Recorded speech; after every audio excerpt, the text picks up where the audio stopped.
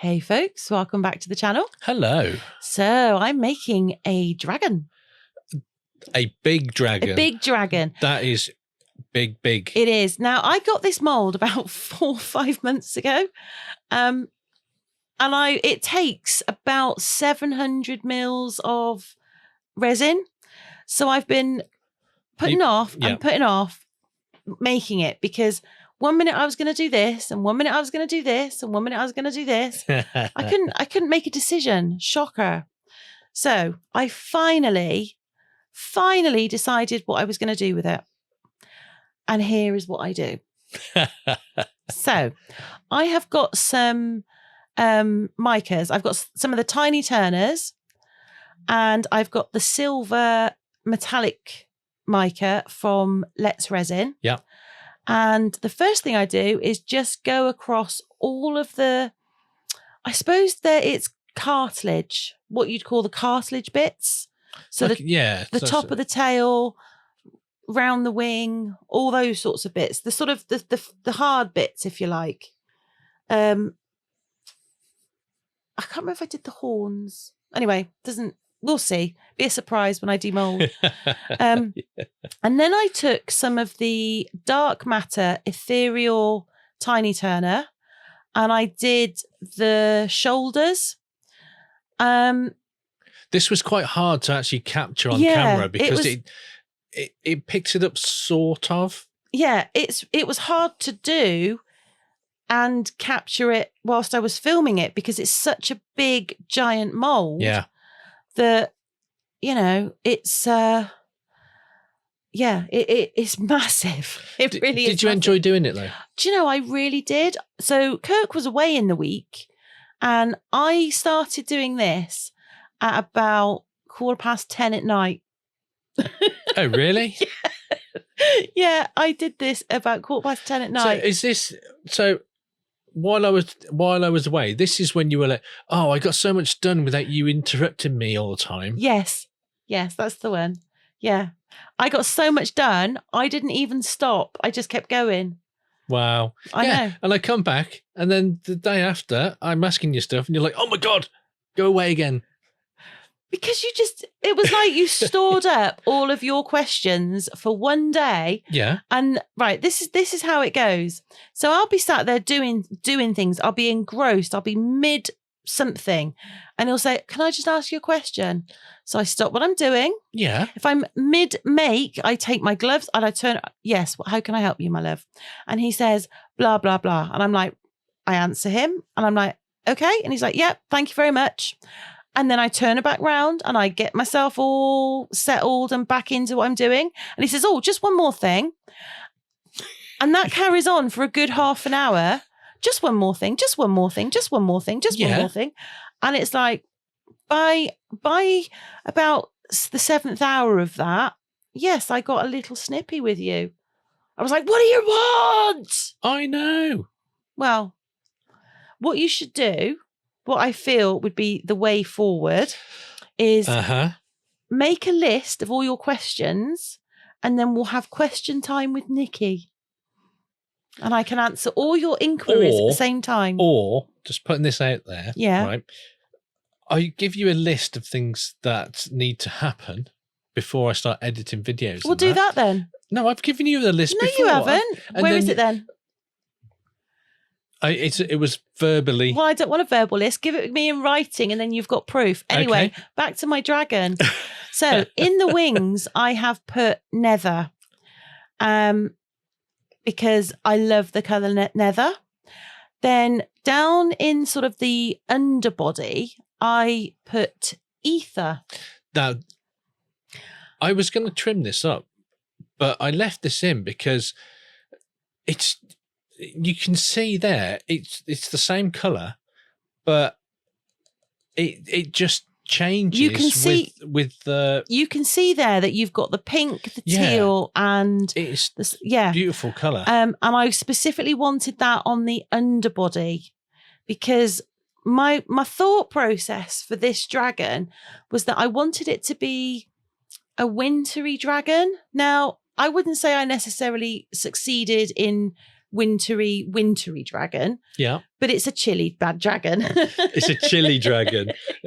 Yeah, it's on the chilly side. So no, I wanted blues and silvers. So cold colours. Yeah, I wanted cold colours. But the problem is with Teeny Turners. Tiny Turner is they're not cold. They are beautiful, vibrant, warm colours. Yeah. But I wanted those colours anyway. So we're just gonna go with it.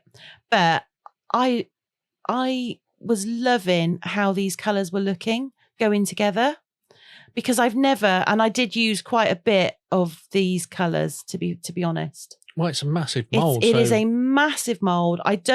If I'm honest, I don't foresee me making it in resin too often. Yeah. But I have got an Aquacast one curing at the moment, because I think to actually paint this by hand would be such a fun thing to do. Yeah, I think it will. So, and the thing is, I know that people will say if you use an eco resin on a shiny mold, that it will make it matte. That is kind of true and kind of not. So I spoke with some mold experts, molds and shapes, and what they advised is that if you use a eco resin on a shiny mold, you wait for it to fully dry. You demold, you wait for it to fully dry out the mold, and then you wash it up in hot soapy water, and then you let that dry out fully before you then pour a resin into it. And that should preserve the shininess. Yeah, because they said if you did Aquacast and then did resin straight after, it would permanently actually lock in the matteness. Yeah. The mattiness. But if you leave it, I mean, it's going to take a couple of days to dry out properly. Yeah, which I'm not too worried about. Mold, so that you wouldn't be doing this every 5 minutes. I mean, this is the Julie Cutts dragon mold, and she has launched a smaller one, which may be on its way to us. So yes. Well, I don't know. It's very difficult to confirm whilst you're in the room. Yes, it's on the way. And I think that's probably one that I'll do in resin, because it's about half the size of this one. So is this, because I know she did a couple, didn't she? Is this the second? This is the second this is the second iteration of her dragon mold. So the first one had quite a lot of undercuts and there was a lot of issues with supports as well. Yeah, I didn't fancy the look of that one. But when she brought this one out, I was like, oh, I must have that one. So hence I got it. Yeah. And then it sat in the cupboard for 4 months, because I knew it took a lot of resin, and it's not the sort of thing that you want to put a lot of resin in and get wrong. So I spent some time thinking about what I wanted to do with it. And then once it was fully micaed, I left it for 5-10 minutes and thought, right, I need some eyes. And I ummed and ahed about the eyes to put in, but they're sort of purple with a pink tint around it. Yeah, which I thought would go really well with the ether. Now, to get the eyes in these, that's quite difficult, if I'm honest. So I put the tiniest drop of UV, and then I sort of spread it across the eye part, and then I put the eye in. And it does sort of sit funny on the eye, but you're not going to see that bit because it's going to be resined. Yeah. But I specifically wanted... And it's good that dragon eyes. The light actually goes through the mould as well. Yeah, definitely. Definitely. That's a good thing. So I did both of them, and then I give it a good 5 minutes under my lamp. Then I thought, I'm not going to put black, a straight black. I'm going to put the Just Resin graphite. Now, graphite, it is black, but it's a luster black. Yeah, it's got a little bit of a silver shimmer. Yeah, so I wanted it to look nice, even from underneath. Well, It will do, because what will happen is that any mica that's not actually been burnished into the mould will actually go into the resin and it swirl will, around. but at this point, I am 100% confident there's not a smidgen of mica that's not burnished on that mould, because I burnished it to within an inch of its life. I really did.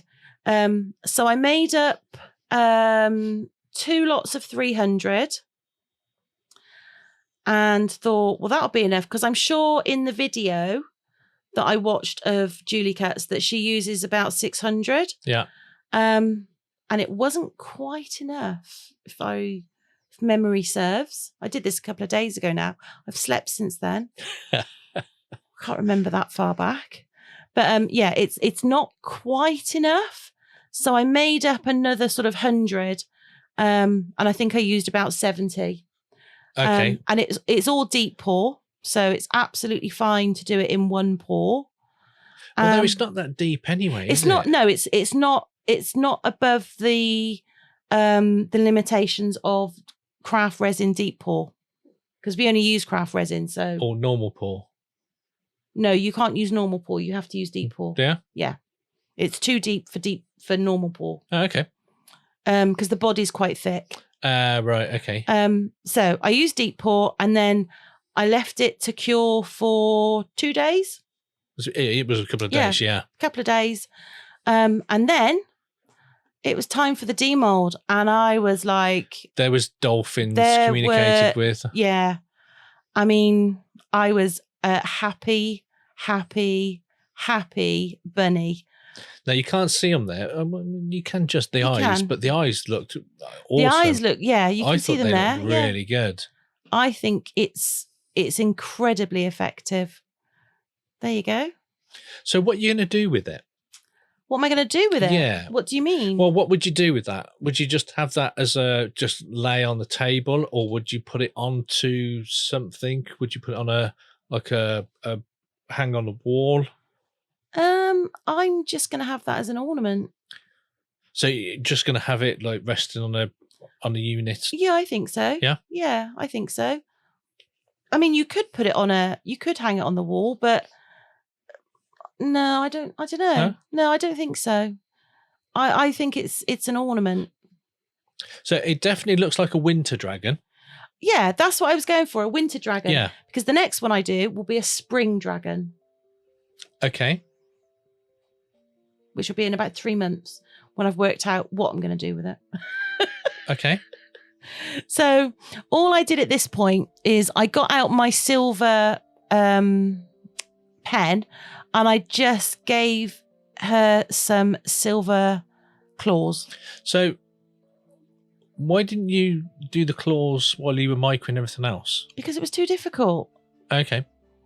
And I knew I could just chrome them at the end. Okay. No, I was picky. No, I was sitting here. Wow. Listen, you just sit over there in your over there-ness and shush. So I had to stroke my dragon for a little while. There was a lot of stroking. And then what I did is I just took the resiner's tool and I just softened off the edges, and then I popped on some feet with my super glue. Yeah, so they are cork self-adhesive stickers, but I don't find they stick very well. So I always put a tiny drop of green stuff glue on them and they stay on forever. Yeah. And this is the dragon. Now I think she needs a name. She or he Erica needs a name. We're not taking name advice from Kirk, shockingly enough. So if you can think of a name, let me know what it should be in the comments, and I would be most grateful. Well, maybe if we get quite a fair few suggestions, then we'll put a poll up. Yeah, if we get a few suggestions, we'll put a poll up and then we'll decide. Yeah. So on that note, if you're still with us at this point, well done. You've earned yourself a bicky. And you think you like our creative sort of chaos, please do feel free to hit that like button. And while you're down there, why not give the subscribe a little tickle as well? And if you already have, Thank you very much. And on that creepy note, Seductive. we will hopefully see you in the next one. Yeah. Take care. Bye for now. Bye for now.